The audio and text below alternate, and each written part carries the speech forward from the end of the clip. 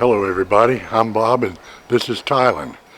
Thailand's recently gone nuts about big bikes, and I'm interested in seeing what you guys think about this because it seems a little nuts to me. So here we go.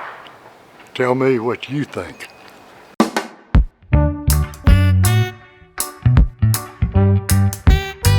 Okay, so to start off with, let's do definitions. In Thailand, a big bike is any motorcycle with more than 440 cubic centimeters of displacement, which I know sounds absolutely absurd to most of the Western viewers, but Thailand hasn't had big bikes even in the country but for 8 or 10 years, so they're still unusual. And now, quite a lot of the wrecks that they've had in the last several months have been high-profile wrecks. Number one, because of the value of the motorcycles.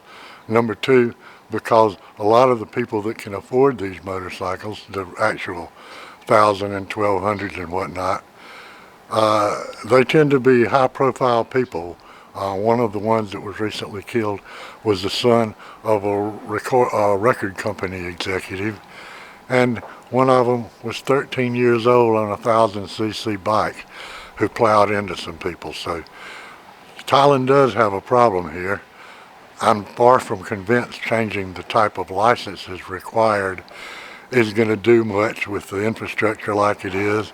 There's, at least in the part of Thailand I'm in, there's virtually zero moving enforcement. I mean, it's a shock to even see police on the open highway, and usually they're coming or going from work. So there's very little enforcement. Thailand has a tendency to make a big bad law, big fine, and then the enforcement is kind of like non-existent or extremely reduced. But I've ridden close to 30,000 kilometers in Thailand, northwest primarily, and I passed only 2 police vehicles. One of them was a park ranger, and one of them was a Thai motorcycle cop who was riding on my side of the road coming around a blind curve.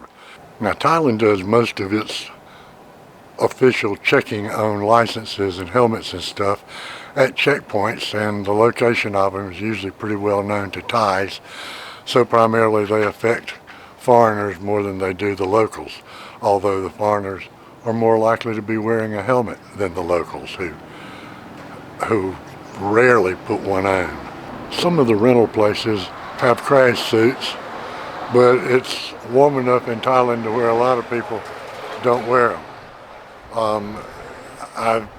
You're almost guaranteed for it to be a foreigner if you see somebody wearing a crash suit. But I see children on scooters with 3 people driving them, and some of the statistics are really bad, like 70-something% of the traffic fatalities in Thailand are motorcycles, and 70% of the riders that get killed are not even wearing a helmet. Recently they were doing an interview with a guy who has just been through an inspection and got fined for not having a helmet on his child. And his excuse was, I didn't know children were supposed to wear helmets. So there's a different mental set here. And, if you have some suggestions, I'd love to hear them. But right now, it sounds like this is going to be legislation without progress at the very least. A lot of the infrastructure in Thailand is different than what you see in the West. There are curves that climb at 10 or 12 degrees when most you'll see in the West is 8 degrees of climb. There's tighter than you would believe curves, endless switchbacks, and it's an amazing country, and it's great to do motorcycle riding, but it's also dangerous. So infrastructure is definitely an issue. You can be 100 miles out in the middle of nowhere, and there are roads with no guardrails. The signs may or may not be bilingual, and sometimes they're even set up on the wrong side of the road. I chased my tail a little bit one day, but that's a different story. You've got this bizarre combination of people that have never been on a motorcycle or scooter before in their lives, and they're on the same road with people who are experienced drivers and other people that are new with a big bike, and the combination has proven very deadly in a number of situations. Now that it's come to the forefront of the Thai authorities, they proposed giving 3 licenses for motorcycles now. One would be if you're over 18 and you're over 440 cubic centimeters, that's a big bike license. Then they've got one that starts, I think, at 110 or 120 cc's and goes up to 440, and you can be 18 and you can drive one of those, assuming you pass the test.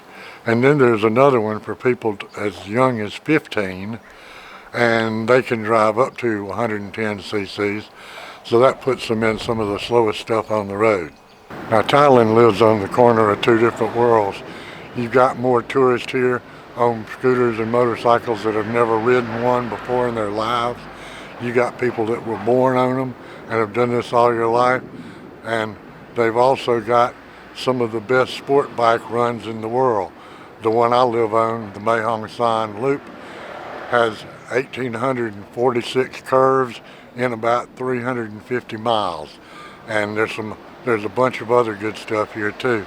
But it puts a lot of tourists that don't have licenses on bikes, and unfortunately there have been some absolutely disastrous accidents in the past several months that have got everybody all whipped up about big bikes. Now, I've been suspecting since about 1.5 years ago, when they banned all big bikes from the national parks, that somebody in the government has a thing about big bikes. So I want to relate one more story to you that might show they have a questionable approach to doing their motorcycle enforcement. When they abolished big bikes going into the national parks, the reason they did this was they claimed the big bikes made a lot of noise. Well, you know, and I know that when your manufacturer makes a bike for a country, the bike has to comply with the noise limits and stuff like that for them to be approved for import. So everybody's bike is legal, making a legal amount of noise when it's sold. Now, whether you've done something or worn out the muffler or put an aftermarket muffler on, those are things that change it, but they can change the sound of a scooter or a motorcycle. A 125 with no muffler sounds just as loud as a 1000 or 1200 does with them. So when they abolished the bikes, although they said it was about noise, and they could have just given the guys who collect the money at the park gate the ability to decide if any motorcycle was noisy, and therefore stop the noise problem. But what they did was they kept the big bikes out, which inconveniences people that are legal like me, and they let the scooters, just because of the size of their muffler, even if they've got straight pipes, the scooters can go in and I can't. Once again, it seems like they're picking on big bikes. So what you got going on is you've got very little preparation to get a license. You've got manic, crazy traffic, especially in towns. It's once you get out of town, it normalizes a lot, but to start with, it's pretty wacko. And you've got people who don't even have a driver's license, and people who've never driven motorcycles or scooters before out on some of these country roads, and they still manage to get hurt with distressing regularity. Thailand's motorcycle driving test requires that you sit and watch a few movies. If you've never had a license before, you might have to do a driving test, but most people get by with a written test, and that obviously doesn't give anybody any time behind the seat. There are not a lot of tracks available for motorcycling, and there are no superbike schools in the entire country. I was in the process of going from a international driver's license to a Thai license back in September, and after I started hearing all of this, I figured might as well re-up my international license and wait until Thailand figures out what they're going to do, because what they're going to say initially is often not what they end up doing after they get some feedback and listen to what people are saying about the different ideas. I think it would be a great time right now in Bangkok to have a big bike track where people can go and sign some sort of disclaimer and get to drive around, where there's not blind curves and there's not traffic getting in the way and there's not other marginally competent drivers in the road, and people dodging potholes and all that adds up too. So far there's been no clarification as to whether this will affect the international driver's license you may be planning to use, or whether you'll have to do anything to get right with the Thai people. I don't think they know yet. A lot of stuff will be, to be announced. We'll find out soon enough, I guess.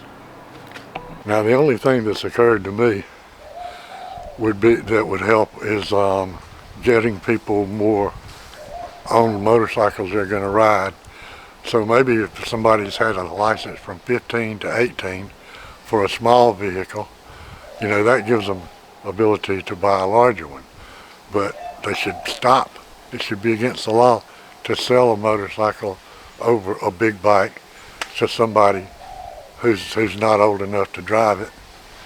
And I see 10 and 12-year-old kids riding motorcycles here, no kidding. One of the ones in one of these accident pictures I'm showing was 13, and I believe he ended up losing his leg, although his foot was a primary consideration at the time of the accident. Okay, I've been driving a motorcycle for over 55 years. That don't mean I know anything. It don't mean I don't. But I can't figure out any way except basically bringing in some sort of Western standardized teaching and testing situation to actually improve the riders. And it's still going to have the crazies out there who think the back wheel is the only wheel that should be touching the ground, and they do it, unfortunately, in heavy traffic areas. I mean, Bangkok almost as big as Chicago. Chiang Mai is not that big, but it's still got some wacko traffic, especially during rush hour. So, if you got any ideas, I'd love to hear them. If not, check me out when you come to Thailand to ride your motorcycle. It's been my pleasure talking with you.